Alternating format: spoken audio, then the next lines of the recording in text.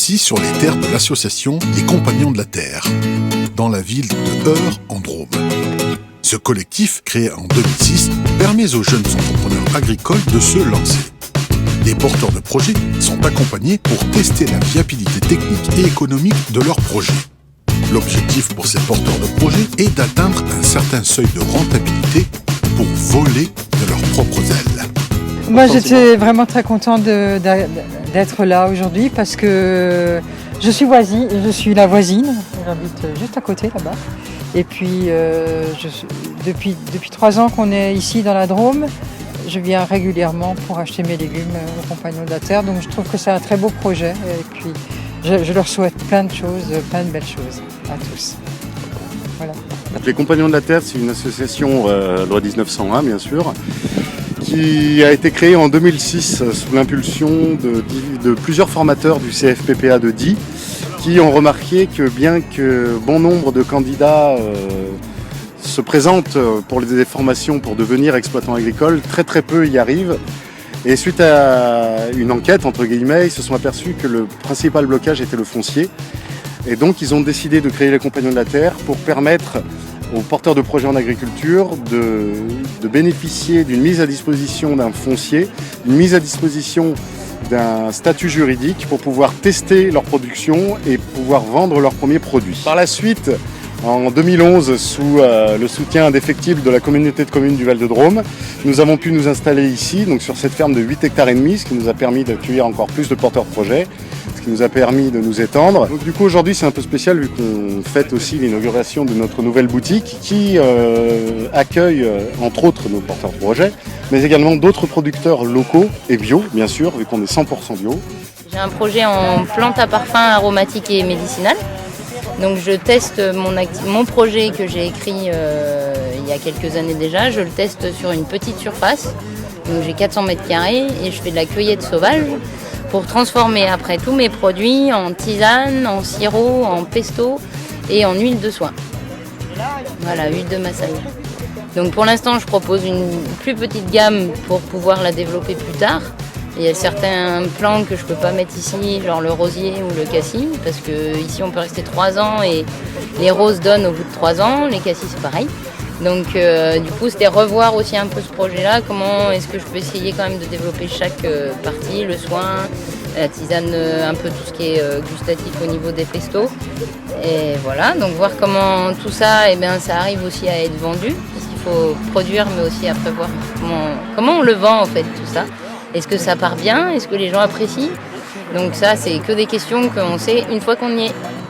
La particularité en fait des porteurs de projets quand ils sont ici, on est vraiment dans l'optique du test. C'est-à-dire qu'ils vont avoir un contrat qui s'appelle le CAP, donc le contrat d'appui au projet d'entreprise, qui est un contrat qui est d'une durée d'1 an, renouvelable au maximum 2 fois, donc 3 ans maximum, qui est un contrat qui va leur permettre de garder leurs acquis sociaux, que ce soit le RSA ou le Pôle emploi s'ils sont inscrits et indemnisés, ce qui leur permet vraiment de démarrer leur activité tout en gardant, on va dire, un petit matelas, une petite souplesse au niveau de leurs revenus pour pouvoir lancer cette activité.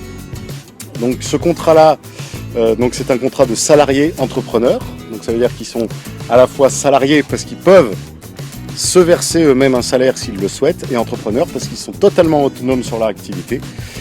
Et ils bénéficient donc du numéro SIRET de l'association. Donc, tout ce qu'ils vendent, c'est sous le numéro SIRET de l'association. C'est pour ça qu'ils sont différenciés par la petite appellation bénéficiaire d'un CAP aux Compagnons de la Terre. Voilà. Mais chaque entrepreneur salarié est bien individuel, mais sous couvert du même numéro de SIRET et de la même structure sociale et entrepreneuriale de l'association. Alors bien entendu, ils ont à payer des charges sociales et patronales, comme n'importe quel entrepreneur, sur le salaire qu'ils se versent. Alors, au niveau des candidats, il y a des profils tout à fait différents. Il n'y a pas de limite d'âge, il n'y a pas de catégorie socio-professionnelle bien définie. Simplement, on a 2 demandes. La première, c'est que les porteurs de projets se soient identifiés auprès du point info installation, qui est une partie, on va dire, de la chambre d'agriculture qui est spécifique aux porteurs de projets en agricole. Et la deuxième obligation, entre guillemets, c'est qu'ils suivent une formation qui s'appelle Départ, que nous avons mis en place, qui leur permet de réfléchir sur leur projet, de pouvoir le déconstruire et le reconstruire, comme on appelle, qui va permettre peut-être à des personnes qui sont trop enthousiastes de remettre à plus tard leur installation parce qu'ils vont se rendre compte qu'il y a des choses qu'ils n'ont pas pensées, qu'ils n'ont pas pu mettre en place, ou au contraire des personnes qui sont peut-être un peu plus avancées et pour qui la couveuse n'est pas adaptée, qui vont peut-être se tourner vers la pépinière décentralisée. Alors moi je suis directrice de la structure, donc je suis salariée et en fait mon rôle c'est de tout gérer. Je fais le lien avec le conseil d'administration, donc les bénévoles qui sont administrateurs de l'association. Je fais l'animation de la vie de l'association, je gère les salariés et je fais l'articulation entre la ferme, les porteurs de projets, les partenariats extérieurs et voilà, je fais le lien et je planifie un peu tout et j'organise les portes ouvertes notamment. Alors moi en fait je suis ingénieure agronome de formation et je suis fille d'agriculteur d'autre part. Et voilà. Et du coup avant j'ai travaillé avec les agriculteurs en difficulté et ça m'a permis de prendre conscience qu'il faut, pour éviter que les agriculteurs deviennent en difficulté, il faut parfois travailler à l'installation, au moment de l'installation pour les aider à ne pas devenir en difficulté. Et voilà, s'installer bien, correctement pour qu'après ils puissent vivre confortablement de leur métier dans de bonnes conditions. Ouais, on est plusieurs salariés à temps partiel, alors on est 6 salariés en tout à temps partiel. Donc il y a des gens qui sont plutôt sur l'aspect ferme, des gens qui sont plutôt sur l'aspect administratif, donc moi j'en fais partie. Et après on a aussi des gens qui sont un peu entre les deux. On a un maraîcher encadrant que vous allez voir aussi qui est sur l'encadrement des porteurs de projets, leur accompagnement. Moi je suis sur l'accompagnement plutôt projet, lui plutôt sur l'accompagnement technique. Et voilà, puis après il y a aussi à gérer tout l'aspect associatif. Parce qu'une association c'est lourd à gérer et c'est à faire vivre, mais c'est intéressant, c'est passionnant. Le projet de la boutique a débuté en début d'année, la fin de l'hiver. Il y avait déjà un petit abri de vente de légumes, tout ouvert. Et à partir de là, on a décidé d'agrandir et de créer une vraie boutique. Donc le projet a démarré vraiment début mars. Et la construction, vraiment jour pour jour par rapport à aujourd'hui, le 23 mars a débuté. On a posé les premières prières le 23 mars. Et donc c'est une boutique à construction matériaux écologiques. Les murs sont en bloc de chanvre. L'isolation de la toiture c'est laine de bois, le plancher donc ce sont des lames de Douglas sous lesquelles il y a 15 cm de pouzzolane pour faire une isolation du sol. Donc c'est une boutique qui est destinée à vendre les produits des compagnons plus d'autres producteurs de la région. C'est une boutique de producteurs en fait et qui sera ouverte le lundi après-midi de 15h à 19h, le mercredi après-midi et le vendredi après-midi de 15h à 19h également. Tenue en permanence par des producteurs ou des gens des compagnons. Voilà. Donc alors au niveau produit, vous avez tous les légumes, ce sont tous les légumes des compagnons. Donc ça va être des légumes de saison. À l'heure actuelle, on a salade, carottes primeur, les premiers petits pois, betteraves rouges, pommes de terre primeur, et puis de la blette. Côte de blette. Puis au fur et à mesure des semaines, ça va changer. Ensuite, il y a le pain d'un paysan boulanger de Huppy. Ensuite, il y a des œufs d'un producteur de Salette qui va faire œufs, poulet fermier et escargot bio pour les fêtes. Ça, c'est des produits des porteurs de projets. Donc là, vous avez confiture de citron. En fait, elle fait des fruits rouges, principalement des fruits rouges à sucrés.